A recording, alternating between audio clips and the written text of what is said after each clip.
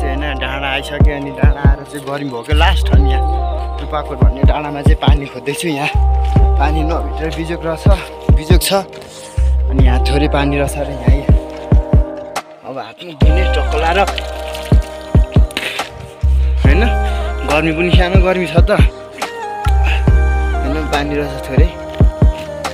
पानी भित्र चाहिँ अब खाजा खानुपर्छ नि त अनि खाजा बोकेर ल्याइसक्यो झोलामा बिस्कुट साथीहरू उताबाट आउँदैछन् म चाहिँ यताबाट झोलामा टक्क बोकेर टक्क लाएर साथीहरू चाहिँ उताबाट आउँदैछन् अनि म चाहिँ यता अर्कै बाटो आएको क्या जङ्गल आएको अनि खाजा बोकेर आएको छु साथीहरू पनि उताबाट अनि यहाँ अब पानी भेट्यो पानीमा हल्का बिस्कुट खाऊँ भनेर हेर्नु न यस्तोको छ त हौ जिन्दगानी है के बिजोग हो पानीमा टोप्ने खानु फेरि पाकेको पानी यस्तो मिठो छ कि गाई छेउ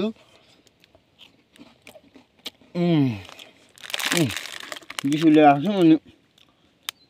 पानी भेट्यो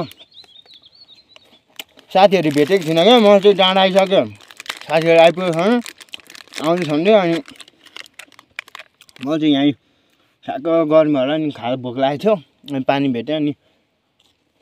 मनमा टोप्दै बिस्कुट खान्छु ठ्याक्क पानी खाने सिस्टम पनि के गिलास जस्तै बिस्कुटको खोलमा अनि पानी तर जे जस्तो रुपाकोटको पानी चाहिँ मिठो छ क्या